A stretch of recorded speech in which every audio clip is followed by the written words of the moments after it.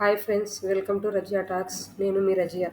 ఇవాళ మనం రుచిగా ఉండే గోంగూర పచ్చడి విత్ సింపుల్ ఇంగ్రీడియంట్స్తో ఇంట్లో ఎలా చేసుకోవాలనేది ప్రాసెస్ చూసేద్దాము. ఇది వేడి వేడి అన్నంలోకైనా జొన్న రొట్టెలోకైనా చాలా రుచిగా టేస్టీగా ఉంటుంది. సో ప్రాసెస్ చూసేద్దాము. ఫస్ట్ ఒక గోంగూర కట్ట తీసుకున్నాను. రుచికి సరిపడా ఎండుమిరపకాయలు 6-7 తీసుకున్నాను. నెక్స్ట్ 2 రెమ్మల కరివేపాకు, కొద్దిగా కొత్తిమీర, ఒక వెల్లుల్లి ఒలుచుకున్నాను. 1 టీ స్పూన్ జీలకర్ర తీసుకున్నాను. ఫస్ట్ కడాయి పెట్టేసుకొని దీంట్లోకి ఎండుమిరపకాయలు, జీలకర్ర, కరివేపాకు, కొద్దిగా ఆయిల్ వేసుకొని ఇవి మిరపకాయలు, కరివేపాకు బాగా చిటపటమనేంత వరకు వేపుకోవాలి. తర్వాత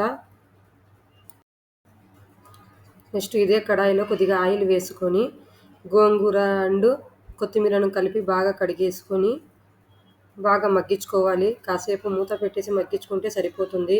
ఈ గోంగూర అనేది చాలా త్వరగా ఉడికిపోతుంది. 3 or 5 minutesలో వేగిపోతుంది. రోకట్లోకి ఎండుమిరపకాయలు, జీలకర్ర, కరివేపాకు, రుచికి సరిపడా ఉప్పు వేసుకొని బాగా దంచుకోవాలి.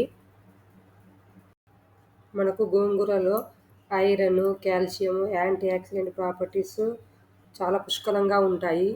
అందువలన హెల్త్కి చాలా మంచిది ఈ గోంగూర. రెగ్యులర్గా మనము వీక్లీ వన్స్ అలా వాడుకోవడం వల్ల. తర్వాత ఇలా దంచుకున్న దాంట్లోకి వెల్లుల్లి రెమ్మల్ని కూడా వేసి బాగా దంచుకోవాలి. దీనిని దంచుకున్న తర్వాత ఈ వెల్లుల్లి ఎంత బాగా నలిగిన తర్వాత ఈ గోంగూర మిశ్రమాన్ని వేసి కాసేపు కచ్చాపచ్చాగా దంచేసుకుంటే ఎంతో రుచికరమైన గోంగూర రోటి పచ్చడి రెడీ అయ్యింది. చాలా రుచిగా ఉంటుంది, టేస్టీగా ఉంటుంది.